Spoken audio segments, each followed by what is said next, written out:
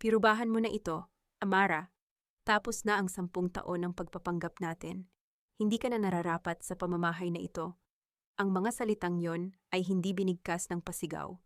Walang galit sa tinig ni Adrian, kundi isang uri ng malamig at tuyong kawalan ng pakialam, na tila ba nagbabasa lamang siya ng listahan ng mga bibilhin sa palengke. Sa isang saglit, naramdaman ni Amara na tumigil ang pag-ikot ng mundo. Ang hawak niyang sandok ay dahan-dahang ninitawan ng kanyang nanginginig na mga daliri, at ang tunog ng bakal na bumangga sa gilid ng kaldero ay umalingaw-ngaw sa malawak at modernong kusina ng mansyon ng mga Villarreal. Sumikip ang kanyang lalamunan, na tila may isang mabigat na kamay na sumasakal sa kanyang hininga. Pinipigilan ang anumang tunog ng pag-iyak na nais kumawala sa kanyang dibdib. Sa harap niya, sa ibabaw ng makinis na lamesang gawa sa mamahaling marmol, ay nakalapag ang ilang piraso ng papel. Ang pamagat na nakalimbag sa itaas ay malinaw kahit sa ilalim ng malamig na liwanag ng chandelier kasunduan para sa voluntaryong paghihiwalay at pagsuko ng mga ari-arian. Sa loob ng 10 taon, tiniis ni Amara ang bawat panginginig ng kanyang katawan tuwing dumarating ang ganitong uri ng gabi. Ngayong araw ang kanilang ika-10 anibersaryo ng kasal. Mula pa madaling araw, kahit may mataas na lagnat at mabigat ang timbang ng bawat hakbang, ay pinilit niyang gumising upang ihanda ang paboritong adobo ni Adrian. Pinatuyo niya ang sariling pawis, pinaliwala ang dumi sa dulo ng manggas ng kanyang luma at kupas na apron na may burang bulaklak, at nagluto ng may pag-asa sa kanyang puso. Umaasa siya na sa espesyal na araw na ito, maaalala ng kanyang asawa ang mga panunumpa nito sa maliit na simbahan sa Batangas, kung saan tanging amoy ng mga bulaklak ng kalachuchi at simpleng pagmamahal ang nagbuklod sa kanila. Ngunit ang lahat ng iyon ay naglaho na parang usok nang bumukas ang pinto ng silid-aklatan. Isang oras ang nakalilipas. Noong sandaling iyon, habang may dalang tasa ng mainit na tsaa para kay Adrian, ay narinig ni Amara ang marahang pag-uusap sa loob. Narinig niya ang boses ng kanyang biyenan na si Doña Clarita, na may tunong tila nagmamadali, ngunit puno ng awtoridad. Sinabi nito kay Adrian na kailangan na nilang makuha ang huling piraso ng lupain ng mga Santos sa Batangas, ang natitirang yaman na iniwan ng yumao niyang ama, upang isalba ang bumubagsak na kumpanya ng mga Villarreal sa Manila. Pagkatapos niyon, ayon sa matanda, ay wala na silang dahilan upang patitirahin pa sa mansyon ang isang probinsyanang walang silbi. Ang tsa sa kamay ni Amara ay unti-unting lumamig, katulad ng kanyang dugo na tila natuyo sa kanyang mga ugat. Ngayong nakatayo si Adrian sa kanyang harap, nakasuot ng kanyang mamahaling suit, nakita ni Amara ang isang estranghero, ang lalaking minsang lumuhod sa putikan, habang umuulan upang hingin ang kanyang kamay, ay tuluyan ng nilamon ng karangyaan ng lungsod. Adrian, ang bulong ni Amara, ang kanyang boses ay tila isang tuyong dahon na tinangay ng hangin. 10 taon, Adrian. Ganyan na lang ba kadali para sa'yo na itapon ang lahat ng pinagsamahan natin? Ang mga sakripisyo ko para sa pamilyang ito. Ang perang iniwan ng mga magulang ko na ginamit ninyo para hindi mabangkrap ang kumpanya ninyo. Bago pa makasagot si Adrian, ay narinig ang marahang tunog ng takong ng sapatos sa sahig na gawa sa hardwood. Pumasok si Doña Clarita sa dining room, may hawak na mamahaling abaniko, at ang kanyang mga mata ay nakatitig kay Amara ng may matinding panghahamak. Huwag mong palakihin ang gulo, Amara, ang wika ng matanda sa tunong Taglish na puno ng kayabangan. Let's be realistic here. Isang dekada ka naming pinatira sa mansyong ito, pinakain, at binigyan ng marangyang buhay na hindi mo mararanasan sa probinsya ninyo. But what did you give us in return? Nothing. Hindi mo man lang magampanan ang pinaka-importanteng tungkulin ng isang asawa. You are barren, Amara. Paog ka? At ngayon, nag-iinarte ka pa nang hilingin namin ang maliit na tulong mula sa mga lupain ng ama mo. Ang bawat salita ni Doña Clarita ay tila isang matalim na karayom na paulit-ulit na itinutusok sa puso ni Amara. Alam ng matanda kung gaano kasakit para sa kanya ang hindi pagkakaroon ng anak. Alam nito ang bawat gabi na umiyak siya sa harap ng altar. Nagdarasal na sana ay pagkalooban sila ng supling. Ngunit ngayon, Ang kanyang pinakamalalim na sugat ay ginagamit na sandata upang hiyain siya. Lumapit si Amara upang magmano kay Doña Clarita, isang ugali na itinuro ng kanyang ama bilang tanda ng paggalang sa nakatatanda. Kahit pa sa mga sandaling ito ng matinding pang-aapi, ngunit mabilis na iniwas ng matanda ang kanyang kamay, na tila ba natatakot na madumihan ang balat ng isang taga-Batangas. "Don't touch me, Amara. Huwag mo akong daanin sa mga ganyang drama," ang sabi ni Doña Clarita habang pinapaypaya ng sarili. Adrian needs an heir, isang tunay na tagapagmana ng pangalang Villarreal. At hindi mo kayang ibigay iyon, kaya maging makatwiran ka naman. Pirubahan mo na ang mga papel na yan at bumalik ka na sa kung saan ka nanggaling. Tumingin si Amara kay Adrian, naghahanap ng kahit kaunting habag sa mga mata ng asawa. Ngunit iniwas ni Adrian ang kanyang paningin, tila mas interesado sa disenyo ng kanyang relos sa sobrang panginginig ng mga kamay ni Amara. Nang tangkain niyang abutin ang baso ng tubig, ay natabig niya ito. Ang mainit na sabaw ng adobo na inihanda niya ay natapon. Kumapang ang maitim na likido sa ibabaw ng puting lamesa. At dahan-dahang pumatak sa sahig. Tila ito ang mga luha na hindi niya maiiyak sa harap ng kanyang mga kaaway. "I'm sorry," ang bulong ni Amara. Dahan-dahan siyang lumuhod sa sahig upang punasan ang natapong sabaw gamit ang kanyang apron. Sa kanyang pagkakayuko, tinitigan niya ang kanyang lumang singsing sa kasal, isang simpleng ginto na walang hiyas, na ngayon ay tila napakabigat sa kanyang daliri. Ang kanyang luma at kupas na manggas ng apron ay nabasa ng sabaw. Ngunit hindi niya ito pinansin. Doon, sa ilalim ng lamesa, sa gitna ng kanyang pagkakaluhod, naramdaman ni Amara ang pinakamababang dako ng kanyang buhay. "Stop doing that. Amara, mukha kang katulong sa ginagawa mo," ang inis na sabi ni Adrian. "Just sign the papers. May mahalaga pa akong pupuntahan." Tumayo si Amara. Ang kanyang mukha ay wala ng anumang emosyon. Ang kanyang mga mata na dati ay puno ng init, ay ngayon ay tila dalawang malamig na abo. Kinuha ni Adrian ang kanyang coat na isinabit sa may pinto ng dining room.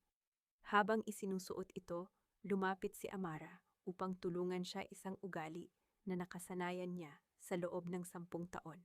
Ngunit nang lumapit siya, isang pamilyar na amoy ang pumasok sa kanyang ilong.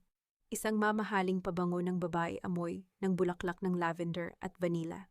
Isang pabango na madalas niyang maamoy sa kanyang matalik na kaibigan na si Sarita noong sila ay magkasama pa sa kolehiyo. Ang amoy ay napakatapang, nakakapit sa tela ng coat ni Adrian, tulad ng isang lihim na ayaw magpatago. Napatigil si Amara. Tiningnan niya si Adrian. Ngunit ang lalaki ay abala sa pag-aayos ng kanyang kwelyo. "May pupuntahan ka ba, Adrian?" ang tanong ni Amara. Ang kanyang boses ay naging patag at walang alon. "May client meeting ako sa Makati. Huwag mo na akong hintayin." Ang malamig na sagot ni Adrian.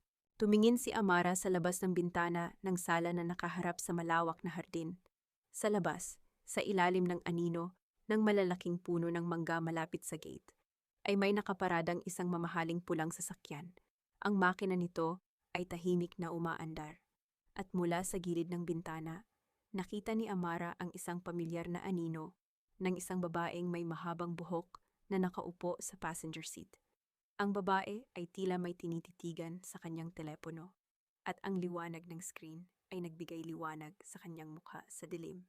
Si Sarita, bago tuluyang humakbang si Adrian palabas ng pinto, lumingon siya kay Amara nang may kasamang matigas na ekspresyon sa kanyang mukha. "Huwag mong isipin na maaari mo akong takasan o hihingi ka ng tulong sa iba, Amara," ang sabi ni Adrian sa mahabang pananalita na puno ng pagbabanta. "Kung hindi mo pipirmahan ang mga papel na iyan bago matapos ang linggong ito, sisiguraduhin ko na hinding-hindi mo na makukuha ang huling kahon ng mga lumang tala-arawan, sulat, at mga larawan ng yumao mong ama na nakatago sa vault ng pamilya ko. Ipapakausap ko sa mga abogado ko na sunugin ang lahat ng iyon." Ang mga salitang iyon ay tila isang huling hampas na nagpabagsak sa natitirang lakas ni Amara. Ang kanyang ama, ang tanging tao na naniwala sa kanya, ang tanging alaala ng kanyang masayang kabataan sa Batangas. ay ginagamit ngayon bilang kasangkapan upang pilitin siyang sumuko. Umalis si Adrian nang hindi lumingon muli. Narinig ni Amara ang tunog ng pagsasara ng pinto ng sasakyan sa labas at ang dahan-dahang pag-andar ng pulang sasakyan patungo sa madilim na kalsada ng lungsod. Naiwan si Amara sa gitna ng malawak at malamig na sala. Ang katahimikan sa loob ng mansyon ay tila isang mabigat na kumot na nagpapahirap sa kanya na huminga. Tumingin siya sa lamesa kung saan nakalapag pa rin ang mga dokumento ng diborsyo. Sa tabi ng mga papel, nakita niya ang telepono ni Adrian na naiwan nito sa kanyang pagmamadali.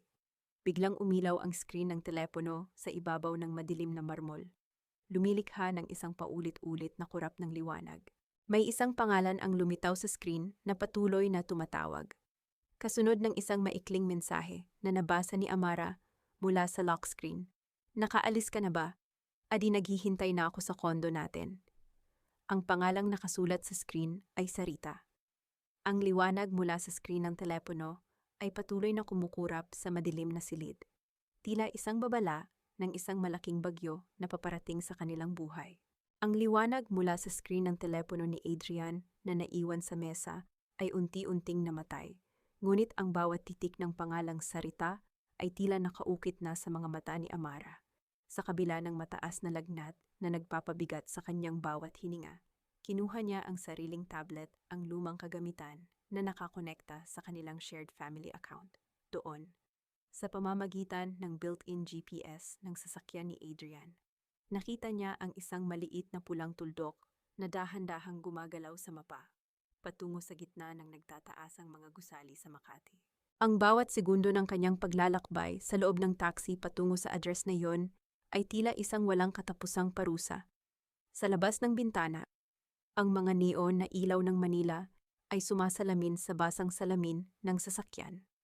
Lumilikha ng mga malalabong kulay na tila ba sumasagisag sa gulo sa kanyang isip. Ang amoy ng murang air freshener sa loob ng taxi ay humalo sa kanyang mabigat na paghinga. Ngunit mas pinili niyang tiisin ang hilo kaysa ihinto ang sasakyan. Kailangan niyang makita ang katotohanan gamit ang sarili niyang mga mata.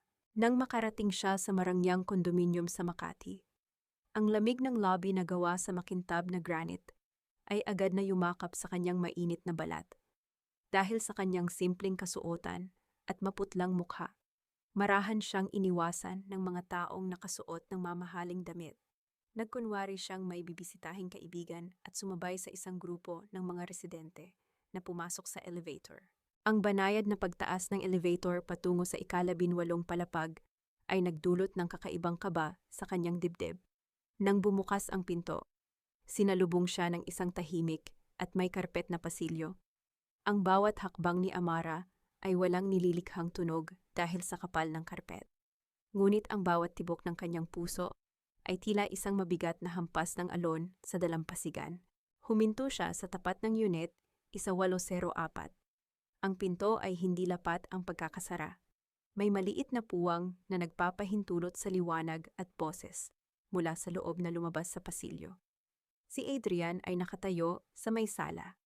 Hawak ang isang malaking kumpol ng mga pulang rosas, ang kaparehong uri ng bulaklak na madalas nitong ibigay kay Amara noong unang mga taon ng kanilang relasyon. Mula sa silid ay lumabas si Sarita. Nakasuot ng isang manipis na sutlang roba na kulay champagne. Ang kanyang buhok ay maayos na nakalugay. At ang kanyang mukha ay puno ng kolorete na nagpatingkad sa kanyang kagandahan. Sa isang mabilis na hakbang, niyakap niya si Adrian sa leeg at iginawad ang isang halik sa pisngi nito na nag-iwan ng pulang marka ng lipstick. "Oh, you're finally here, Adi," ang sabi ni Sarita. Ang kanyang boses ay puno ng tamis, ngunit may halong pagmamaktol. "I've been waiting for hours. Akala ko ba mabilis lang ang pag-uusap ninyo ng probinsyanang iyan?" Inilagay ni Adrian ang mga rosas sa florera at hinalikan si Sarita sa noo. "Sorry, babe." Amara was being dramatic again, as usual. Nagsentimiento pa tungkol sa anibersaryo. "But don't worry, inilapag ko na ang mga papeles. She has no other choice kundi ang pumirma. Dapat lang, Adi," ang sagot ni Sarita habang marahang hinahaplos ang kanyang tiyan na tila ba may pinoprotektahang buhay sa loob nito. Hindi na pwedeng magtagal pa ito. Look at my belly. Baka mapansin na ng mga kaibigan ko sa Manila. I don't want our son to be born na walang apelido ng mga Villarreal. Masisira ang reputasyon ko. Napatakip ng bibig si Amara sa labas ng pinto upang pigilan ang isang malakas na hikbi. Ang sakit na kanyang naramdaman ay hindi lamang dahil sa pagtataksil ng kanyang asawa, kundi dahil sa katotohanang ang taong gumagawa nito sa kanya ay si Sarita. Tila bumalik ang kanyang gunita, 10 taon na ang nakalilipas sa Batangas. Naalala ni Amara ang mga araw ng tag-ulan, kung kailan wala silang masisilungan, kundi ang maliit na silid-aralan. Noong mga panahong iyon, si Sarita ay isang mahirap na mag-aaral na walang pambili ng pagkain. Si Amara ang nagbahagi ng kanyang baon. Nagpatira rito sa kanilang lumang bahay at nagturing rito bilang isang tunay na kapatid. Naalala pa niya ang isang hapon nang ipagtanggol siya ni Sarita mula sa mga batang nagnanais magnakaw ng kanilang mga paninda sa palengke. Nasugatan si Sarita sa palad dahil sa kalawanging pako na nag-iwan ng isang maliit at puting pilat sa gilid ng kanyang hinlalaki. Noong araw na iyon, umiiyak si Sarita habang sinasabi kay Amara, "Walang sino mang makakasakit sa iyo. Ate, hinding-hindi kita iiwan." Ngayon, ang kamay na may hawak ng pilat na iyon ay ang mismong kamay na dahan-dahang humahaplos sa mukha ni Adrian. Habang nakangiti silang nagpaplano ng kanyang pagkasira. Bago pa man lumalim ang usapan ng dalawa, napansin ni Amara na may hawak na isang piraso ng papel si Sarita mula sa kanyang mesa. Ito ay may tatak ng isang kilalang klinika sa Quezon City. Nang marinig ni Sarita ang yabag ng paa ng isang helper na papalapit sa kusina, mabilis niyang itinupi ang papel at isinilid ito sa pinakailalim ng kanyang mamahaling designer handbag na nakalagay sa console table malapit sa pinto. May kakaibang takot sa mga mata ni Sarita habang ginagawa iyon. Tila ba may isang mahalagang lihim na hindi dapat makita kahit ni Adrian. Hindi na kayang tiisin ni Amara ang kanyang nakikita. Napaatras siya. Ang kanyang likod ay sumandal sa malamig na pader ng pasilyo na tila ba doon niya kinukuha ang natitirang lakas upang hindi tuluyang bumagsak sa sahig. Ang bawat salitang kanyang narinig ay tila mga tipak ng yelo na dumudurog sa kanyang pagkatao. Tumakbo siya patungo sa elevator. Hindi inaalintana ang pagkahilo at ang init ng kanyang lagnat. Nang bumukas ang pinto ng elevator sa silong, mabilis siyang lumabas patungo sa basement parking area upang maghanap ng taxi. Ngunit bago pa man siya makarating sa labasan, nakita niya ang pamilyar na itim na kotse ng pamilya Villarreal na nakapark sa isang sulok. Sa tabi ng sasakyan ay nakatayo si Mang Tino, ang matandang driver na matagal nang nagsisilbi sa kanila. Hawak nito ang susi ng kotse. Ngunit nang makita niya si Amara na lumabas mula sa elevator na nanginginig, namumutla, at may mga basang landas ng luha sa pisngi, ay napatigil ang matanda. "Ma'am Amara," ang bulong ni Mang Tino, ang kanyang boses ay puno ng pagkagulat at matinding pag-aalala. "Ano pong ginagawa ninyo rito? Bakit po kayo nagkakaganyan?" Tumingin si Amara kay Mang Tino, ang tanging tao sa loob ng marangyang mundong iyon na tumingin sa kanya ng may tunay na pagpapahalaga. Sa mga mata ng matandang driver, nakita ni Amara ang isang katotohanan na hindi kayang bilhin ng salapi, ang tunay na habag ng isang taong nakakaalam ng kanyang lihim na dusa.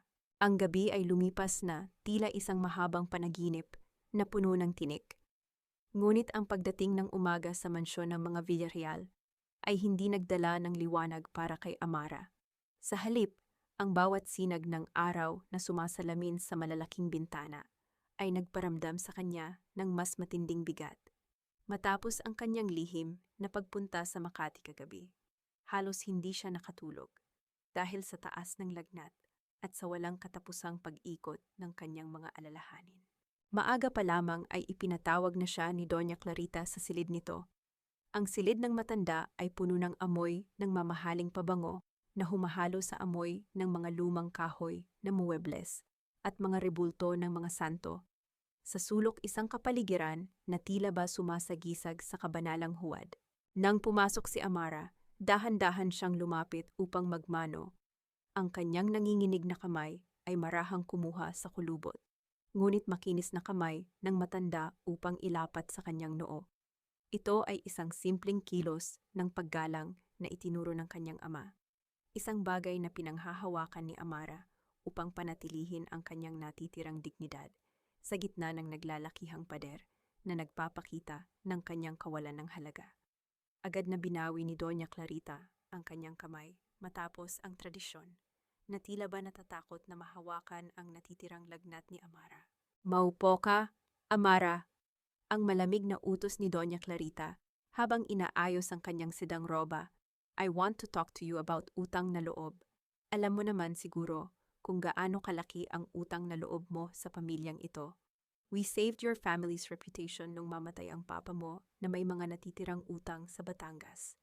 We accepted you kahit wala kang marangyang background na maihaharap sa mga kaibigan ko sa Manila. Tumingin si Amara sa sahig, pinipigilan ang sarili na magsalita. Alam niya na ang pera na ginamit upang bayaran ang mga natitirang obligasyon ng kanyang ama ay nagmula rin sa mga ibinentang ari-arian ng sarili niyang pamilya. Ngunit ang mga Villarreal ang palaging lumalabas na tagapagligtas sa bawat kwento. Inilapag ni Doña Clarita ang isang brown folder sa ibabaw ng lamesa sa harap ni Amara. This is the latest medical report from Dr. Alcantara. It clearly states na ikaw ang may problema. Amara, you are sterile, isang dekada ka ng baog, at hindi na namin pwedeng hintayin pa na tuluyang matuyo ang dugo ng mga Villarreal nang walang tagapagmana. Si Adrian ay kailangang magkaroon ng anak. Tinitigan ni Amara ang ulat na alam niyang peke. Dahil sa kanilang huling pagsusuri sa ibang klinika, ay malinaw na sinabi ng doktor na wala siyang anumang karamdaman. Ngunit sa ilalim ng kapangyarihan ng pamilya Villarreal, ang katotohanan ay madaling mabili ng salapi. Matapos ang usapan, dahan-dahang bumaba si Amara patungo sa malawak na kusina upang kumuha ng mainit na tubig para sa kanyang gamot. Doon ay nakita niya si Mang Tino na naglilinis ng mga baso sa may lababo. Nang mapansin ng matanda na walang ibang tao sa paligid, marahan siyang lumapit kay Amara. Maam Amara, ang bulong ng matanda, ang kanyang boses ay nanginginig sa pag-aalala. Nakita ko po kayo kagabi sa Makati. Handa po akong tumulong sa inyo kung ano man ang kailangan ninyo. Hindi ko po masisikmura ang nakikita kong ginagawa nila sa inyo. Napaiyak ng tahimik si Amara, ngunit mabilis niyang pinunasan ang kanyang mga mata. Salamat, Mang Tino, pero pakiusap. Huwag na kayong magsasalita tungkol sa nakita ninyo kagabi. Ayokong mawalan kayo ng trabaho o madamay sa gulo ng pamilyang ito dahil sa akin. Sapat na po sa akin na alam kong may isang taong nakakaunawa. Lumabas si Amara sa hardin upang makalanghap ng sariwang hangin at mapakalma ang kanyang sarili. Ang hardin ay puno ng mga halamang ornamental, na siya mismo ang nagtanim at nag-alaga sa loob ng maraming taon. Habang nakatayo roon, narinig niya ang tunog ng pagdating ng isang sasakyan. Si Ramon, ang nakababatang kapatid ni Adrian, ay bumaba mula sa kanyang kotse. Si Ramon ay tahimik at palaging nagmamasid, malayo sa mapagmataas na ugali ng kanyang kapatid at ina. Nang makita niya si Amara na nakatayo sa ilalim ng puno ng mangga, dahan-dahan siyang lumapit. Ate Amara, ang bati ni Ramon, ang kanyang boses ay puno ng paggalang. Are you okay? You look pale. May sakit ka ba? Ayos lang ako, Ramon. Pagod lang ito sa mga nagdaang araw. Ang pilit ng ngiti ni Amara. Tumingin sa paligid si Ramon, tinitiyak na walang nakikinig sa kanila bago muling magsalita. Ate, I need to warn you about something. May mga nakita akong kahina-hinalang dokumento sa accounting ng kumpanya. There are cash withdrawals and big loans amounting to millions of pesos. Ang nakakatakot dun, nakapangalan lahat sa'yo at may lagda mo. Did you actually sign those bank documents? Nanlaki ang mga mata ni Amara.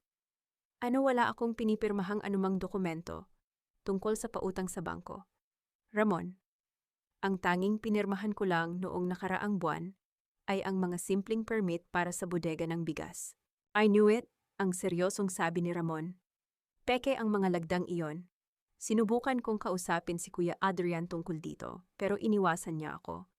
I think they are using your name to transfer the company's debts to you bago tuluyang ilipat ang mga natitirang ari-arian mo sa kanila. Sa gitna ng kanilang seryosong pag-uusap, naalala ni Amara ang kanyang nakita kanina bago pumasok sa silid ni Doña Clarita. Habang naglalakad siya sa pasilyo, nakita niya sa pamamagitan ng bahagyang nakabukas na pinto ng library si Doña Clarita na may hawak na isang selyadong puting sobre na may logo ng Attorney Marcelo's Law Office, ang tanyag na abogado ng pamilya. Nang marinig ng matanda ang mga yabag ng paa ni Ramon na papalapit sa silid noon, mabilis nitong itinapon ang sobre sa basurahan sa ilalim ng kanyang mesa na parang isang maruming bagay. Bakit itatapon ng kanyang biyenan ang isang liham mula sa kanilang sariling abogado ng ganoon kabilis? Ano ang nakasulat sa loob ng sobreng iyon na ayaw nitong malaman kahit ng sarili nitong anak na si Ramon? Hindi na nagkaroon ng pagkakataon si Amara na mag-isip pa nang marinig nila ang boses ni Doña Clarita na tumatawag mula sa balkonahe ng mansyon. Amara, come inside here, now. Ang malamig na utos ng matanda. Dahan-dahang pumasok si Amara sa sala, kasunod si Ramon na nag-aalala para sa kanya. Nakatayo si Doña Clarita sa gitna ng silid, may hawak na tasa ng tsaa, at may isang mapang-asar na ngiti sa kanyang mga labi. Next week, Sarita is moving into this mansion. Ang biglang pahayag ni Doña Clarita, na tila ba nag-aanunsyo lamang ng isang ordinaryong kaganapan.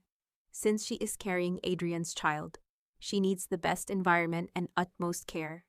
I want you, Amara, to prepare the master guest room. Linisin mo ang bawat sulok at tiyakin mong komportable ang bawat gamit na gagamitin niya. Tungkulin mo bilang asawa na siguraduhing maayos ang kalagayan ng magiging tagapagmana ng pamilyang ito.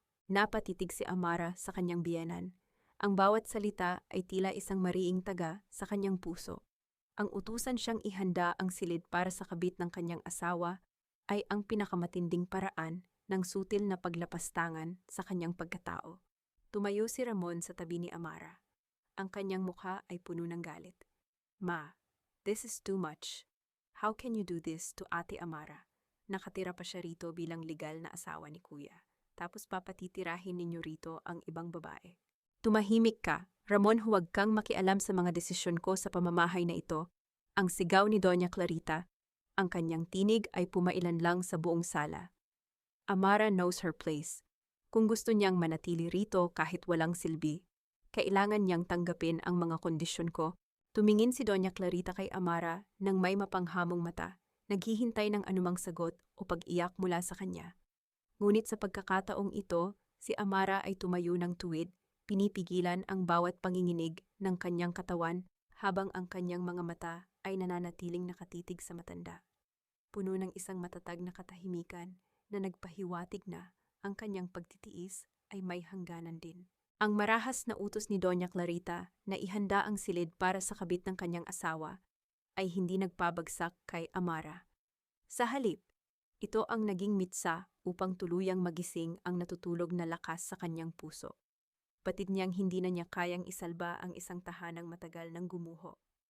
Ngunit hindi niya hahayaang tapakan ng pamilya Villarreal ang kanyang karangalan at ang alaala ng kanyang mga magulang. Kinabukasan, palihim na lumabas si Amara sa mansyon habang ang lahat ay abala sa kanilang mga sariling gawain. Sumakay siya sa isang pampublikong sasakyan, patungo sa isang maliit at maalikabok na talyer sa labas ng lungsod. Ang talyer na ito ay pagmamay-ari ng isang malapit na kaibigan ng kanyang pamilya.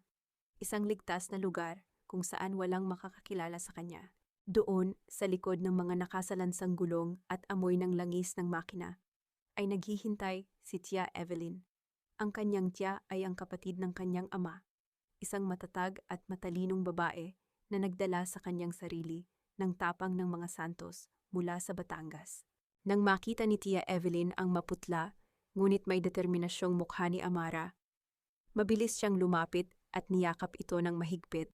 Ang mahigpit na yakap ni Tia Evelyn kay Amara na amoy amihan at langis ng niyog ay nagpabalik ng init at lakas sa nanghihinang katawan ng huli, na tila ba ibinabalik siya sa mapayapa at ligtas na tabing dagat ng kanyang kabataan. Amara, aking anak! Ang bulong ni Tia Evelyn habang hinahaplos ang kanyang buhok. Huwag kang matakot, kasama mo ako. Hindi natin hahayaang sirain nila ang buhay mo ng ganoon na lamang. Tia, Hindi ko na po alam kung paano sisimulan ang pagbawi sa mga lupain na unti-unting kinukuha ni Adrian. Ang pag-amin ni Amara, ang kanyang boses ay may halong pagod. Tumingin sa paligid si Tia Evelyn bago sumagot ng mahina. May isang bagay na hindi alam ng mga Villarreal. Amara, bago mamatay ang iyong ama, gumawa siya ng isang espesyal na kasunduan sa tulong ng kanyang pinagkakatiwalaang abogado, isang codicil sa kanyang huling habilin. Nakasaad doon na kung sakaling may sino mang gumamit ng pandaraya, pamumuwersa o pekeng dokumento upang makuha ang iyong mga ari-arian, ang lahat ng yaman ng mga santos ay automatikong maililipat sa isang charitable foundation para sa mga kababaihan sa Batangas. Walang makukuhang kahit isang sentimo si Adrian. Nanlaki ang mga mata ni Amara sa narinig. Ibig sabihin, ligtas ang mga lupain ng pamilya natin. Oo, ngunit may isang malaking problema. Ang seryosong dagdag ni Tia Evelyn. Nawawala ang orihinal na sulat kamay ng iyong ama na naglalaman ng habilin na iyon. Dapat ay nakatago iyon sa isang lihim na compartment sa lumang bahay natin sa probinsya. Ngunit nang tingnan ko noong nakaraang linggo, wala na ito roon. May nagnakaw na ba nito o may ibang nakakuha bago ako? Ang misteryong ito ay nag-iwan ng malalim na pag-aalala sa isip ni Amara habang nagpapaalam siya kay Tia Evelyn upang makipagkita naman kay Ramon sa isang maliit at tahimik na karinderya sa isang tagong kalye sa Quezon City. Pagdating niya sa karinderya, naroon na si Ramon, nakaupo sa sulok at may hawak na isang baso ng tubig. May bakas ng matinding pag-aalala sa kanyang mukha habang maingat na inilalabas ang mga kopya ng dokumento ng bangko mula sa kanyang bag. Ate Amara, tingnan mo ito. Ang bulong ni Ramon habang inilalapit ang mga papel sa kanya. Ito ang mga loan agreements na ginawa ni Kuya Adrian. Malinaw na peke ang mga pirma mo rito. Ang stroke ng panulat ay masyadong nanginginig. Hindi katulad ng maayos at matatag mong sulat kamay. Gumamit sila ng lightbox para kopyahin ang pirma mo mula sa mga lumang dokumento ng kasal ninyo. Tinitigan ni Amara ang mga papel. Ang kanyang puso ay napuno ng matinding galit, ngunit kasabay niyon ay ang pasasalamat dahil sa katapatan ng kanyang MB. Ramon, bakit mo ito ginagawa para sa akin kapatid mo si Adrian at ina mo si Doña Clarita? Maaari kang itakwil ng pamilya mo dahil sa pagtulong sa akin. Tumingin si Ramon sa mga mata ni Amara nang may purong katapatan. Dahil hindi ko na masisikmura ang kawalang hudyat ng sarili kong pamilya. Ate, ang ginagawa nila sa iyo ay hindi lang labag sa batas, kundi isang malaking kasalanan sa Diyos at sa memorya ng Papa. Noong mamatay ang Papa, nangako ako na palaging rerespetuhin ang pangalan ng pamilya natin.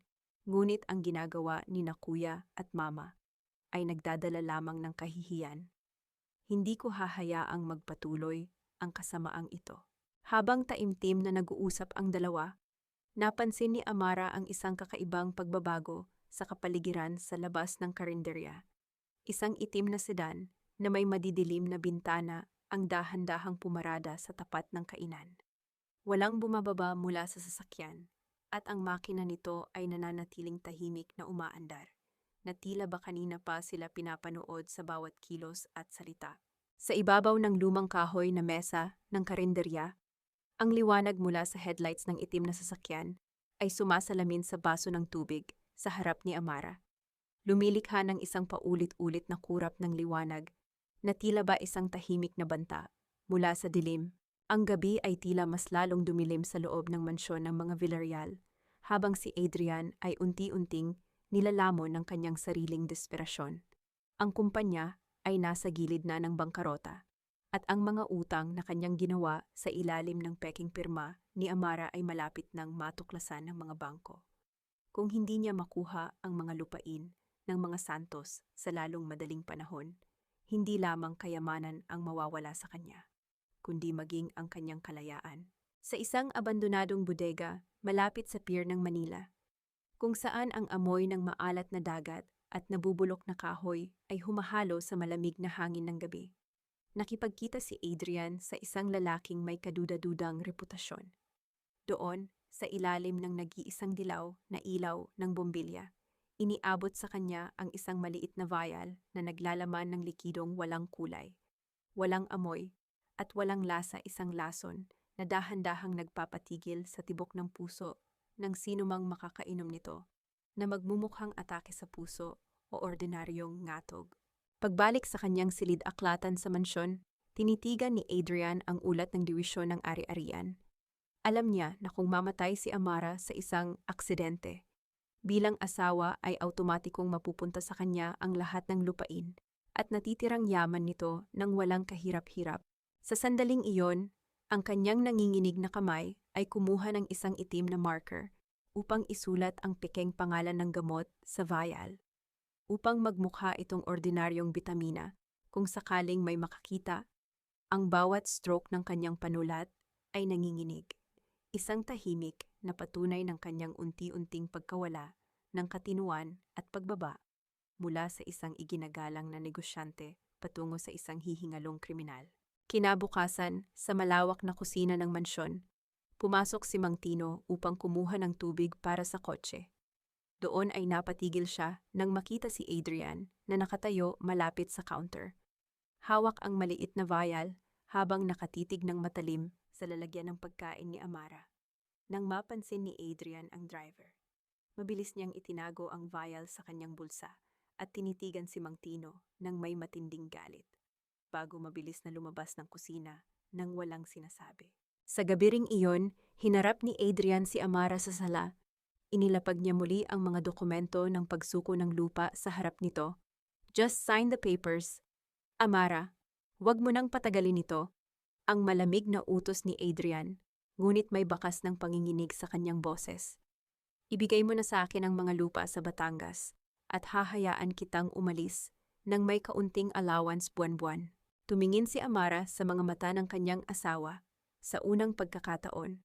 Walang takot o pag-aalinlangan sa kanyang mga mata. "Hindi, Adrian. Hindi ko pipirmahan ang mga papel na iyan. Hinding-hindi ko hahayaang manakaw mo ang huling alaala na iniwan ng aking ama para sa akin. Mas pipiliin kong makipaglaban sa korte kaysa isuko ang aking karangalan sa iyo." Napatitig si Adrian sa kanya, hindi makapaniwala sa biglang pagbabago ng ugali ng asawa. Ang takot na baka may nalalaman na si Amara tungkol sa kanyang mga pekeng pirma ay nagsimulang gumapang sa kanyang dibdib. Habang nakatayo si Adrian sa kanyang silid matapos ang pag-uusap, tumunog ang kanyang telepono sa ibabaw ng mesa. Isang mensahe mula sa isang hindi kilalang numero ang lumitaw sa screen. "May nakakaalam na sa plano mo sa gabi. Huminto ka na habang may oras pa." Nanlaki ang mga mata ni Adrian sa takot. Sino ang nagpadala nito, si Ramon ba? O ang matandang driver na si Mang Tino? Ang pagkabaliw at takot na mabunyag ang kanyang mga krimen ay nagtulak sa kanya upang magdesisyon na isagawa ang plano sa mismong gabing iyon, anuman ang mangyari. Sa kalagitnaan ng gabi, habang ang buong mansyon ay nababalot ng isang nakabibinging katahimikan, nakahiga si Amara sa kanyang silid. Gising ang kanyang diwa. Nakatitig sa kisame habang pilit na pinapakalma ang kanyang mabilis na tibok ng puso. Dahil sa mataas na lagnat, biglang narinig ni Amara ang mabibigat at mababagal na yabag ng paa na naglalakad sa pasilyo patungo sa kanyang silid. Ang tunog ay dahan-dahang lumalapit. Kasunod ang isang banayad na kaluskos ng isang bagay na dala ng taong lumalakad sa dilim. Sumikip ang dibdib ni Amara. Pinakinggan niya ang bawat segundo ng paglapit ng mga yabag na iyon, hanggang sa huminto ang tunog sa tapat ng kanyang pinto. Ang langit-ngit ng pinto ng kanyang silid kagabi ay naging tanda lamang ng isang masamang panaginip na lumipas. Dahil nang sumunod na umaga, ang kapaligiran sa mansyon ay napuno ng isang kakaibang katahimikan.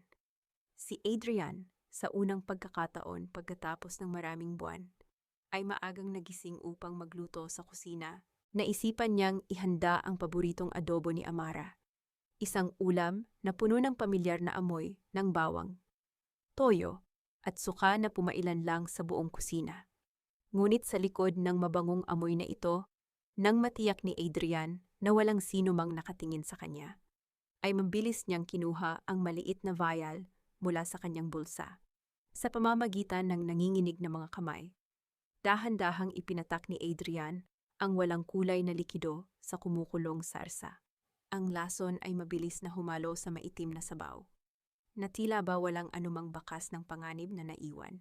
Sa dining room, maingat na inilagay ni Adrian ang adobo sa isang magandang bento box, isang malinis at kaakit-akit na lalagyan ng pagkain na madalas gamitin ng mga mayayaman sa lungsod.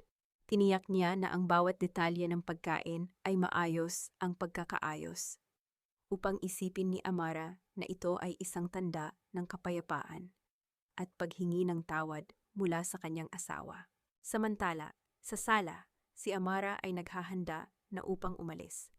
Nakasuot siya ng isang simpleng blusa at may dalang maliit na bag na naglalaman ng mga lumang aklat ng dasal.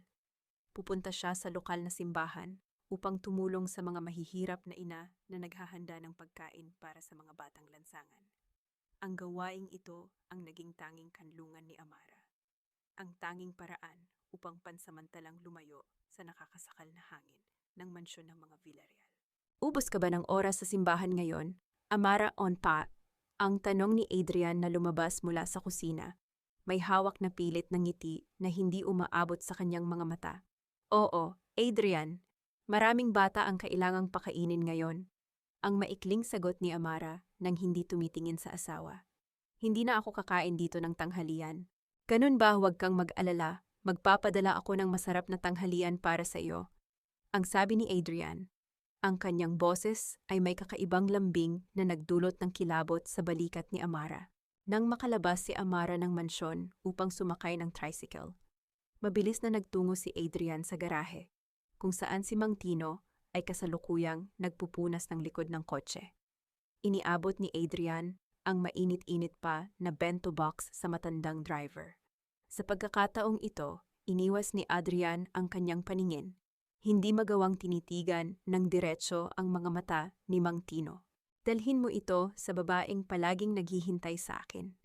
Ang maikli at malabong utos ni Adrian, bago mabilis na tumalikod at bumalik sa loob ng mansyon. Pumasok si Mang Tino sa loob ng kotse at maingat na inilagay ang bento box sa passenger seat. Habang hinahawakan ng manibela, nagsimulang mag-isip ang matanda. Sino ang babaeng palaging naghihintay kay Adrian? Sa loob ng maraming buwan, nakikita ni Mang Tino ang unti-unting paglayo ng loob ni Amara. Si Amara ay hindi na naghihintay sa pag-uwi ni Adrian. Natutulog na ito ng maaga o kaya ay abala sa simbahan at sa kanyang mga sariling panalangin. Sa kabilang banda, si Sarita, ang babaeng dinalhan niya ng mga gamit sa Makati, ay palaging nakadungaw sa bintana ng kanyang kondominium tuwing darating ang kotse ni Adrian. Madalas niyang makita si Sarita na may hawak na telepono, naghihintay sa bawat hakbang ni Adrian na may kasamang matinding pananabik. Para sa luhika ni Mang Tino, ang babaeng palaging naghihintay kay Adrian ay walang iba kundi si Sarita. Bago paandarin ang sasakyan, marahang itinaas ni Mang Tino ang kanyang kamay upang iayos ang maliit na kahoy na krusipiho na nakasabit sa kanyang dashboard. Hinawakan niya ang malamig na kahoy, nanalangin ng tahimik at humihingi ng gabay para sa kanyang mga gagawing hakbang. Dahil batid ng kanyang puso na may mga madidilim na lihim na nagaganap sa pamilyang ito na maaari niyang maging bahagi. Palihim ding hinawakan ni Mang Tino ang kanyang bulsa sa dibdib, kung saan ang isang maliit na digital voice recorder ay kanina pa nakabukas. Tahimik na nagtatala ng bawat salitang binigkas ni Adrian sa garahe. Ginawa niya ito hindi upang magtaksel, kundi upang protektahan ang kanyang sarili. At ang tanging taong nagligtas sa buhay ng kanyang anak na si Amara, inilagay ni Mang Tino ang sasakyan sa gear, paalis ng mansyon, sa halip na kumaliwa patungo sa simbahan kung saan naroon si Amara, ay kumana ng sasakyan patungo sa highway na patungong Makati. Ang kahon na naglalaman ng kamatayan ay kasalukuyan ng patungo sa maling direksyon. Dala ang tadhana na hindi kailanman inaasahan ng sinuman. Ang banayad na tunog ng busina ng sasakyan ni Mang Tino ay pumailan lang sa tahimik na daan, habang dahan-dahan itong humahalo sa makapal na daloy ng trapiko ng lungsod. Ang sikat ng araw sa Makati ay sumasalamin sa malalaking bintana ng kondominium, habang si Sarita ay nakatayo sa kanyang sala, abala sa pag-aayos ng kanyang buhok.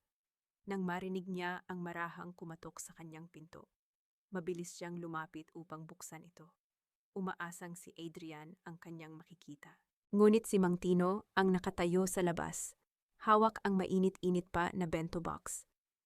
Ipinabibigay po ni Sir Adrian, "Ma'am," ang maikling sabi ng matandang driver bago bahagyang yumuko bilang paggalang. "Oh, did Adrian prepare this for me? How sweet of him." Ang nakangiting sagot ni Sarita habang tinatanggap ang pagkain. "Salamat, Mang Tino. Sabihin mo kay Adi na naghihintay ako sa kanya mamaya." Matapos umalis ng driver, masayang nagtungo si Sarita sa kusina. Nang buksan niya ang bento box, ang amoy ng masarap na adobo ay agad na napuno ang silid dahil hindi pa siya kumakain ng almusal at nakakaramdam ng gutom. Kumuha siya ng kanin at agad na nagsimulang kumain ng walang pag-aalinlangan. Sa bawat subo, nakakaramdam si Sarita ng tagumpay. Iniisip na sa lalong madaling panahon, ang mansyon ng mga Villarreal at ang buong yaman ni Adrian ay magiging kanya na rin, habang si Amara ay tuluyan ng maitatapon sa probinsya. Ngunit pagkalipas ng ilang minuto, isang biglaang pananakit ang gumapang mula sa kanyang sikmura patungo sa kanyang dibdib. Ang sakit ay napakatindi. Tila ba may apoy na dahan-dahang sumusunog sa kanyang mga organo sa loob. Sinubukan niyang abutin ang baso ng tubig sa ibabaw ng counter, ngunit ang kanyang mga daliri ay nawalan ng lakas. Ang baso ng tubig ay nahulog sa sahig, nabasag sa maraming piraso, at ang tubig ay kumalat sa makinis na tiles, kasabay ng pagbagsak ng nanginginig na katawan ni Sarita. Napaluhod siya, ang kanyang paghinga ay naging mabigat at puno ng hirap. Ang kanyang lalamunan ay natuyo at tila may nakabara na hindi niya mailabas. Sa gitna ng matinding takot, dahan-dahan siyang gumapang patungo sa kanyang telepono na nakalagay sa sahig ng sala. Hinanap niya ang pangalan ni Adrian at tinawagan ito. Sumasagot ang linya. Ngunit sa kabilang panig, si Adrian nakasalukuyang nasa kanyang opisina at naniniwalang si Amara ang kumakain ng lason sa simbahan. Ay pinatay ang tawag upang huwag magkaroon ng anumang koneksyon ang kanyang telepono sa oras ng aksidente. Nang mapagtanto ni Sarita na hindi siya sasagutin ni Adrian, isang matinding takot at pakiramdam ng pagtataksil ang lumitaw sa kanyang puso.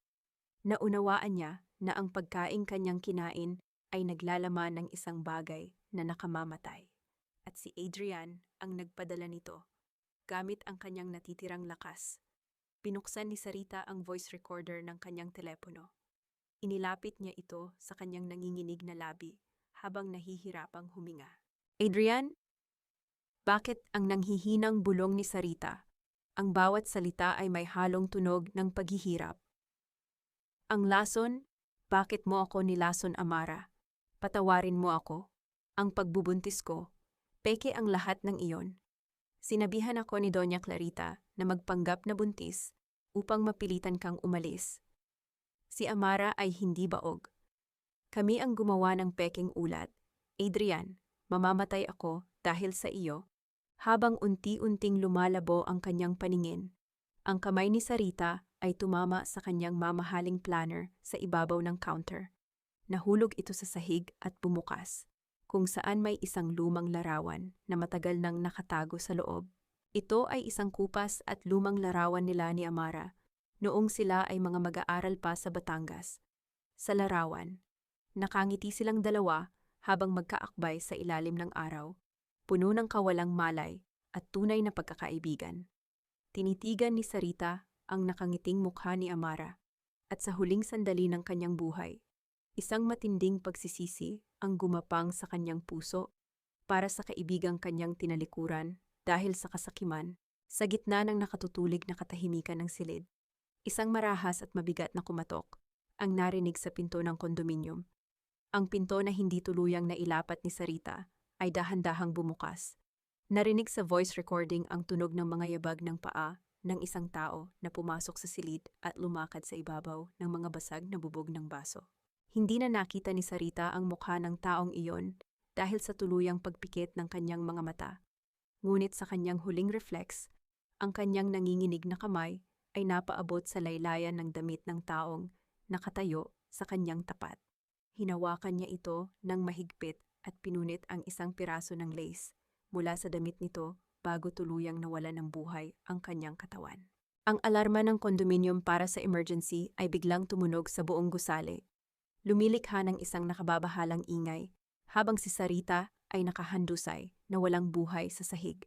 May hawak na piraso ng lace na naglalaman ng misteryo ng kanyang huling sandali. Ang paulit-ulit na tunog ng sirena ng emergency na maririnig mula sa kalayuan ay nagsimulang umalingaw-ngaw sa mga sementadong pasilyo ng Makati. Sa kanyang marangyang opisina sa gitna ng Makati, nakasandal si Adrian sa kanyang malambot na upuang balat habang may hawak na tasa ng kape. May bahagyang ngiti sa kanyang mga labi habang nakatingin sa labas ng bintana. Iniisip na sa mga sandaling ito, ang problema niya kay Amara ay tuluyan ng matatapos sa simbahan. Ngunit ang katahimikan ng kanyang silid ay binuwal ng paulit-ulit na pag-ilaw ng kanyang telepono sa ibabaw ng mesa. Nang sagutin niya ito, isang malamig at seryosong boses mula sa Makati Police District ang kanyang narinig. "Sir, ikaw ba si Mr. Adrian Villarreal? Tumatawag kami para ipaalam na si Miss Sarita Cortez ay natagpuang patay sa kanyang kondominium dahil sa matinding lason. Nakita namin ang pangalan mo bilang kanyang emergency contact at may nakuha kaming bento box sa kusina na mukhang galing sa inyong sambahayan." Ang tasa ng kape sa kamay ni Adrian ay dahan-dahang nadulas mula sa kanyang mga daliri. Natapon ng mainit na likido sa kanyang mga dokumento at mamahaling pantalon. Ngunit hindi niya ito naramdaman. Napasandal siya sa kanyang upuan. Ang bawat ugat sa kanyang mukha ay nawalan ng kulay at ang kanyang hininga ay naging mababaw. Hindi si Sarita. Bakit si Sarita ang bulong ni Adrian sa kanyang sarili? Ang kanyang isip ay tuluyang nagulo nang mapagtanto na ang sarili niyang lason ay ang pumatay sa babaeng kanyang minamahal at sa magiging anak na inaakala niyang tagapagmana. Samantala, sa mansyon ng mga Villarreal, isang sasakyan ng mga pulis ang dahan-dahang pumarada sa tapat ng gate. Si Doña Clarita na kasalukuyang nagpapahinga sa sala ay nagulat nang pumasok ang mga awtoridad kasama ang isang investigador. Agad na nagbago ang kanyang mukha, pinalitan ng gulat ng isang mapagmataas na disposisyon. "What is the meaning of this? This is the Villarreal residence." May nakagawa ba ng pagkakamali rito? Ang matigas na tanong ng matanda. Nang ipaliwanag ng investigador ang nangyari kay Sarita at ang hinala ng pagkalason mula sa pagkain na galing sa kanilang bahay, sinubukan ni Doña Clarita na iwasan ang isyu sa pamamagitan ng pagdadahilan. "Oh, baka naman kumain siya ng maruming pagkain sa labas o kaya ay masamang delivery." Ang dahan-dahang sabi ni Doña Clarita, bagaman may panginginig sa kanyang boses. "Sarita is very careless with what she eats. Huwag ninyong idadamay ang pangalan ng aming pamilya sa ganyang uri ng aksidente." Sa sandaling iyon, ang kamay ni Doña Clarita ay mabilis na humawak ng napakahigpit sa kanyang mamahaling kuwintas na perlas sa leeg. Ang kanyang mga knuckles ay naging mapuputi sa tindi ng pagkakahawak. Natila ba ang kuwintas na iyon ang tanging bagay na magpapanatili sa kanyang gumuho ng dignidad at proteksyon laban sa katotohanan na dahan-dahang lumalapit sa kanila. Habang nagaganap ang kaguluhan sa sala, dahan-dahang bumaba si Amara mula sa kanyang silid. Sa pagkakataong ito, wala nang bakas ng takot o kahinaan sa kanyang mukha. Siya ay nakatayo ng matatag, kalmado, at may malalim na kapayapaan sa kanyang mga mata na nagpakita na siya ay inosente at handang harapin ang anumang investigasyon. "Tutulong po ako sa bawat tanong ninyo, Inspector." Ang malinaw na pahayag ni Amara na nagdulot ng matinding kaba kay Adrian. Nakadarating pa lamang sa mansyon na may gulugulong buhok at pawisang mukha. Tinitigan ni Adrian ang kanyang asawa nang may matinding takot. Nagtataka kung paano naging kalmado si Amara sa kabila ng nangyari. Sa gitna ng investigasyon, nagmamadaling nagtungo si Adrian sa kanyang silid-aklatan upang kunin ang mga pekeng dokumento ng lupa na nakatago sa drawer ng kanyang mesa bago pa ito makita ng mga pulis. Ngunit nang ilagay niya ang kanyang kamay sa kanyang bulsa upang kunin ang susi, napansin niyang ito ay nawawala. Nagsimulang kabahan si Adrian. Saan napunta ang susi ng kanyang drawer? Sino ang kumuha nito? Ang kawalan ng susi ay tila isang malaking pinto na nagsasara sa kanyang mga huling paraan upang iligtas ang kanyang sarili. Sa labas ng mansyon, sa ilalim ng anino ng garahe, kung saan walang makakakita sa kanila, palihim na nakipagkita si Mang Tino kay Ramon. Dahan-dahang inilabas ng matandang driver ang isang maliit na memory card mula sa kanyang bulsa at iniabot ito sa nakababatang kapatid ni Adrian. Sir Ramon, narito po ang lahat. Ang nanginginig na bulong ni Mang Tino. Ang audio recording ng pag-uusap namin ni Sir Adrian sa garahe bago ko ihatid ang pagkain. Siya po ang nag-utos na ibigay iyon sa babaeng naghihintay sa kanya. At may mga iba pa po akong narinig na magpapatunay na si Ma'am Amara ay walang kinalaman dito. Tinanggap ni Ramon ang card. Ang kanyang mukha ay naging seryoso at puno ng determinasyon na ilantad ang katotohanan kahit pa ang sarili niyang pamilya ang masira. Nang tipunin ng hepe ng pulisya ang lahat sa malawak na sala sina Adrian, Doña Clarita, at Amara ay inilabas nito ang isang dokumento mula sa kanyang folder. We have received the initial laboratory report, ang seryosong pahayag ng hepe habang nakatitig ng diretso sa mag-ina. Ang bento box na naglalaman ng lason ay sinubukang linisin, ngunit ang aming forensic team ay nakakuha ng isang malinaw na fingerprints sa latch ng lalagyan ng pagkain. Ang fingerprints na ito ay tumutugma sa isang miyembro ng pamilya Villarreal. Huminto ang hepe sa pagsasalita bago idinagdag ng may matatag na tinig. At ang fingerprints na iyon ay hindi kay Mrs. Amara Villarreal. Ang maliwanag at biglang guhit ng flash ng kamera ng mga pulis na kumukuha ng mga larawan sa sala ay dahan-dahang sumiklab. Lumilikha ng isang panandaliang liwanag na nagpakita sa mga natatakot at nangangatal na mukha ni na Adrian at Doña Clarita sa gitna ng dilim. Sa loob ng malamig at madilim na silid interogasyon ng presinto ng pulisya, si Adrian ay nakaupo habang pilit na pinapanatili ang kanyang mapagmataas na mukha. Ang kanyang mga kamay ay nakapatong sa lamesang bakal. Ngunit ang panginginig ng kanyang mga daliri ay hindi niya maitago sa harap ng mga investigador. This is a setup, gawa-gawa lang ang lahat ng ito, ang galit na sigaw ni Adrian. Ang kanyang boses ay pumailan lang sa 4 na sulok ng silid. I am a Villarreal, kilala ang pamilya namin sa buong Manila. Ang driver kong si Mang Tino ang may gawa nito. He is a thief. Galit siya sa akin at gusto niya akong perahan, kaya niya binaligtad ang kwento. Hindi nagbago ang mukha ng investigador. Sa halip, dahan-dahang bumukas ang pinto ng silid at pumasok si Ramon kasama ang abogado ni Amara, si attorney Marcelo. May bitbit si Ramon na isang makapal na folder na naglalaman ng mga orihinal na dokumento ng kumpanya at ang audio recording na nakuha mula kay Mang Tino. It's over, kuya. Tama na ang pagsisinungaling. Ang mahina ngunit seryosong sabi ni Ramon. Ang kanyang mga mata ay puno ng matinding lungkot at pagkabigo para sa kanyang sariling kapatid. Walang kasalanan si Mang Tino. Narito ang lahat ng ebidensya ng mga piking pirma mo sa mga dokumento ng bangko. At ang pag-uusap ninyo sa garahe bago mangyari ang trahedya. Ikaw ang nag-utos na ihatid ang pagkain. Inilapag ng investigador ang isang maliit na speaker sa ibabaw ng mesa at pinatugtog ang audio recording na nakuha mula sa telepono ni Sarita bago ito mamatay. Ang boses ni Sarita na nanginginig, nahihirapang huminga at puno ng matinding sakit, ay umalingaw-ngaw sa buong silid. Adrian, bakit mo ako nilason? Si Amara, hindi siya baog. Kami ni Doña Clarita ang nag-imbento ng ulat. Adrian, mamamatay ako dahil sa iyo. Ang bawat salita ni Sarita ay tila isang mabigat na hampas na nagpabagsak sa natitirang lakas ni Adrian. Napasandal siya sa kanyang upuan.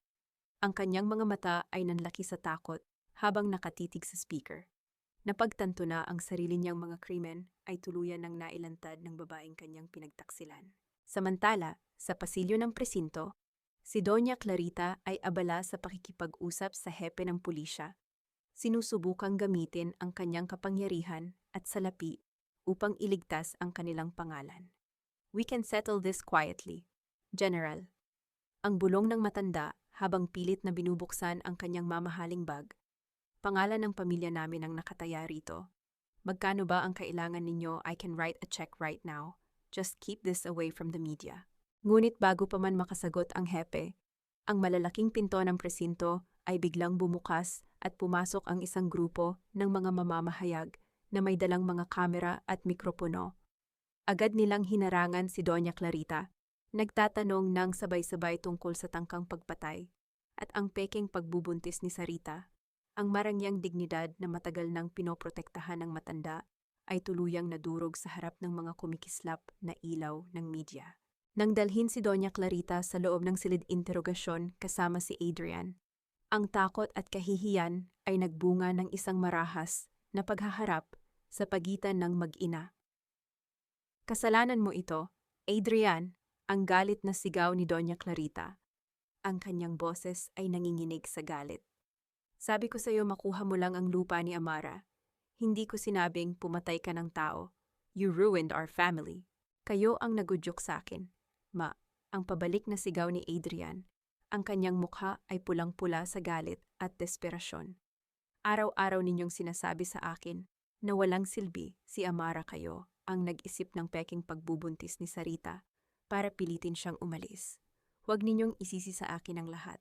Sa gitna ng kanilang marahas na pag-aaway, si Amara ay nakaupo sa tabi ng kanyang abogado, tahimik na pinapanood ang dalawang tao na naghari sa kanyang buhay sa loob ng 10 taon. Walang galit o pagnanais na maghiganti sa kanyang mga mata, kundi isang malalim na habag para sa mga taong nilamon ng sarili nilang kasakiman. Dahan-dahang itinaas ni Amara ang kanyang kamay. Sa pamamagitan ng banayad na kilos, tinanggal niya ang kanyang simpleng gintong singsing sa kasal mula sa kanyang daliri. Walang tunog na nilikha nang dahan-dahan niyang ilapag ang singsing sa ibabaw ng lamesang bakal sa harap ni Adrian. Hindi ko ito ginagawa para maghiganti. Adrian, ang mahina ngunit matatag na sabi ni Amara, ang kanyang boses ay nagdala ng isang nakapapawing kapayapaan sa silid. Nilalagay ko rito ang aking nakaraan upang lumakad ako patungo sa aking bagong simula ng may malinis na puso. Malaya ka na at malaya na rin ako, bulong ni Attorney Marcelo kay Amara na may isang lihim na tao na nagbigay sa kanila ng susi ng vault ng mansyon upang makuha ang mga orihinal na dokumento ng lupa bago pa ito sirain ni Adrian. Ang taong iyon, na nananatiling isang anino sa likod ng mga pangyayari, ay nagligtas sa huling pamana ng kanyang ama, nang lagyan ng posas si Adrian ng mga pulis upang dalhin sa selda. Tuluyan siyang nawalan ng kontrol sa kanyang sarili. Sumigaw siya ng marahas habang hinihila ng mga autoridad. Amara, babalik ako. Hinding-hindi ka magiging masaya nang wala ako. Walang magmamahal sa isang baog at probinsyanang tulad mo. Ngunit hindi lumingon si Amara.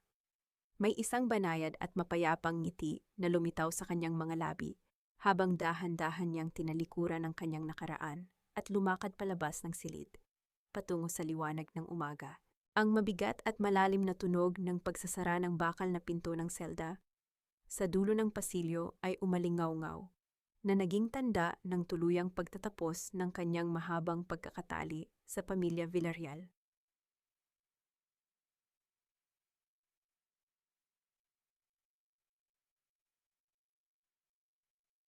Sa harap ng Regional Trial Court ng lungsod ng Maynila, ang huling hatol ng batas ay binasa sa wakas. Ang silid hukuman ay nababalot ng seryoso at mabigat na hangin, kung saan ang amoy ng mga lumang dokumento at pinakintab na kahoy ay tila nagpadama ng bigat ng katarungan. Si Adrian ay hinatulan ng mahabang taon ng pagkakakulong para sa tangkang pagpatay at malakihang pandarambong sa pananalapi. Habang si Doña Clarita naman ay napatunayang nagkasala bilang kasabwat sa panloloko at paninira ng puri. Ang dating mapagmataas na matanda ay nakatayo ng nanginginig. Wala na ang kanyang mga mamahaling perlas at sedang roba. Pinalitan ng simpleng kasuotan ng bilanggo na nagpakita ng kanyang tuluyang pagkasira. Matapos ang paglilitis, nagtungo si Amara sa opisina ng kumpanya kasama si Attorney Marcelo.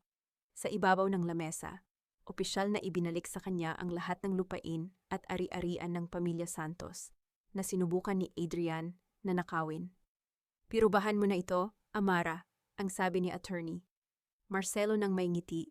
Sa'yo na ulit ang lahat ng yaman ng mga Santos. Tumingin si Amara sa mga dokumento. Ngunit sa pagkakataong ito, may ibang desisyon siyang gagawin. Attorney, Marcelo, nais ko pong ilipat ang malaking bahagi ng mga lupaing ito sa isang pampublikong tiwala. Gagamitin natin ito upang magtayo ng isang pundasyon, ang tahanan ng mga Santos, isang kanlungan, para sa mga kababaihang inabuso, pinagtaksilan, at walang matuluyan sa probinsya. Nais kong magsilbi ang yamang ito para sa kabutihan. Bago tuluyang lumisan si Amara sa lungsod, nagtungo siya sa labas ng mansyon ng mga Villarreal sa huling pagkakataon upang kunin ang kanyang mga natitirang personal na gamit. Doon, sa tapat ng malaking gate, ay naghihintay si Ramon. Ate Amara, ang mahinang sabi ni Ramon, ang kanyang mga mata ay puno ng matinding lungkot. Patawarin mo kami sa lahat ng sakit na idinulot ng pamilya ko sa iyo. Hindi sapat ang anumang salita upang mabayaran ang 10 taon ng pagdurusa mo. Lumapit si Amara at hinawakan ang balikat ni Ramon nang may pagpapahalaga. Ramon, huwag mong hingin ng tawad para sa mga bagay na hindi mo naman ginawa. Ikaw ang naging liwanag ko sa gitna ng kadiliman. Ipinagkakatiwala ko sa iyo ang pamamahala sa natitirang bahagi ng kumpanya ng mga Villarreal. Alam kong ikaw ay may integridad at ibabalik mo ang tunay na dangal sa inyong pangalan. Salamat, Ate Amara. Hinding-hindi kita bibiguin. Ang nangangakong tugon ni Ramon. Lumingon si Amara at nakita si Mang Tino na nakatayo sa tabi ng garahe. Nakayuko at tila nahihiya pa ring humarap sa kanya. Lumapit si Amara at kinuha ang isang simpleng puting sobre mula sa kanyang bag upang iabot sa matanda. Mang Tino, tanggapin ninyo po ito, ang malambing na sabi ni Amara. Hindi po ito kabayaran sa pagliligtas ninyo sa buhay ko dahil walang katapat na halaga ang buhay ng tao. Ito po ay tulong para sa pag-aaral ng inyong anak sa kolehiyo. Pamilya po kayo sa akin at hindi ko kayo makakalimutan. Napaiyak ang matandang driver habang tinatanggap ang sobre gamit ang kanyang magagaspang at masisipag na kamay. Maraming salamat po, Maam Amara. Pagpalain po kayo ng may kapal sa inyong mabuting puso. Bago sumakay sa sasakyan patungo sa istasyon ng bus, iniabot ni Attorney Marcelo kay Amara ang isang huling selyadong liham na iniwan ng kanyang yumao na ama. Binuksan niya ito at pinasa ang sulat kamay ng kanyang ama na naglalaman ng isang misteryo. Amara, aking anak, kung darating ang araw na malungkot ka, hanapin mo ang pamilyang Gonzales sa Batangas. May isang lihim na tulong ang ibinigay ko sa kanila noon. Sila ang magiging tulay sa bagong buhay mo. Sino ang pamilyang Gonzales? Ano ang magiging bahagi nila sa kanyang kinabukasan? Ang tanong na ito ay nag-iwan ng kakaibang pagnanais sa kanyang puso habang nagtutungo sila ni Tia Evelyn sa istasyon ng bus sa Pasay. Ang istasyon ay puno ng ingay ng mga vendor na naglalako ng mani, ang amoy ng diesel, at ang mga pamilyang nagpapaalam sa isa't isa. Sumakay si Amara sa bus patungong Batangas. Bitbit ang isang simpleng canvas bag na naglalaman ng kanyang mga personal na gamit. Habang naiiwan sa Manila ang lahat ng mabibigat na bagahe ng kanyang nakaraan. Habang dahan-dahang umaandar ang bus palabas ng lungsod, nakadungaw si Amara sa bintana. Ang makapal at madidilim na ulap ng Maynila ay dahan-dahang naiwan sa likod. Habang sa abot tanaw ng highway ay unti-unting sumisikat ang isang napakaganda at mainit na kulay orange na araw sa ibabaw ng mga burol ng Southern Luzon. Naramdaman ni Amara ang banayad na hangin na humahaplos sa kanyang mukha, na nagpahiwatig na ang pinakamahaba at pinakamadilim na gabi ng kanyang buhay ay natapos na sa wakas, at ang bagong umaga ng kanyang paglaya ay nagsisimula na. Ang banayad at patuloy na ugong ng makina ng bus patungong timog ay naging isang payapang musika na nagdala sa kanya patungo sa lupain kung saan naghihintay ang kanyang tuluyang paggaling at bagong simula. Ang simoy ng hangin sa Batangas ay nagdala ng amoy ng maalat na dagat at ang bango ng mga bulaklak ng kalachuchi. Isang kapaligiran na malayo sa mausok at nakasasakal na hangin ng Maynila. Sa tabi ng dalampasigan, nakatayo ang isang simpleng bahay na may bubong na nipa at mga dingding na gawa sa kawayan ang bagong tahanan ni Amara. Sa malawak na silong ng bahay, abala si Amara sa paghahanda ng hapunan kasama ang 3 kababaihan.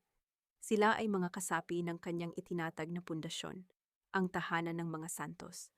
Ang mga kababaihang ito na dumaan din sa matitinding pagsubok, pagtataksil at pang-aabuso ng kanilang mga pamilya, ay nakatagpo ng bagong pag-asa sa piling ni Amara, habang naghihiwa sila ng mga kamatis at nag-aayos ng lamesa. Ang paligid ay napuno ng tunay na tawanan at kwentuhan na walang anumang pagkukunwari. Inihanda nila ang hapunan sa isang mahabang kahoy na lamesa na nakalagay sa buhanginan. Sa ilalim ng mga puno ng niyog, ang kanilang pagkain ay simple ngunit sagana sa pagmamahal, inihaw na bangus na bagong huli mula sa dagat, sariwang mangga, at mainit na kanin. Tiningnan ni Amara ang bawat mukha ng mga taong kasalo niya sa lamesa. Naalala niya ang mararangya, ngunit malamig na hapunan sa mansyon ng mga Villarreal, kung saan ang bawat pinggan ay gawa sa mamahaling porselana, ngunit ang bawat salita ay puno ng lason. Dito, sa tabi ng dagat, ang pagkain ay simple, ngunit ang bawat puso ay busog sa tunay na kapayapaan. Matapos ang hapunan, habang ang mga kababaihan ay abala sa pag-aayos ng kusina, dahan-dahang naglakad si Amara sa dalampasigan habang lumulubog ang araw. Ang langit ay napuno ng magagandang kulay ng lila at ginto, lumilikha ng isang marahang liwanag sa ibabaw ng tubig. Inalis ni Amara ang kanyang mga tsinelas upang maramdaman ang malambot na buhangin. Ang banayad at maligamgam na tubig alat ng dagat ay dahan-dahang humaplos sa kanyang mga paa. Sa bawat dampi ng alon, naramdaman ni Amara na tila ba unti-unting hinuhugasan ng dagat ang huling bakas ng alikabok ng Maynila. Ang mga luha ng 10 taon ng pagtitiis, at ang sakit ng pagtataksil na matagal nang nagpabigat sa kanyang katawan. Sa mga sandaling iyon, inisip ni Amara kung napatawad na ba niya sina Adrian at Doña Clarita. Ang sagot ng kanyang puso ay oo, pinatawad niya sila. Hindi dahil karapat-dapat sila sa kanyang pagpapatawad, at hindi dahil humingi sila ng tawad, dahil hanggang sa huli ay nilamon sila ng kanilang sariling galit. Pinatawad niya sila dahil karapat-dapat ang kanyang sariling kaluluwa sa kapayapaan. Ang pagpapanatili ng galit sa kanyang puso ay tila ba pagdadala ng lason na inihanda ni Adrian para sa kanya araw-araw. Sa pamamagitan ng pagpapatawad, tuluyan na niyang itinapon ang lasong iyon. Nakatagpo na siya ng tunay na kapayapaan sa piling ng mga taong nagpapahalaga sa kanya, sa pagtulong sa mga nangangailangan, at sa simpleng pamumuhay na malayo sa huwad na karangyaan.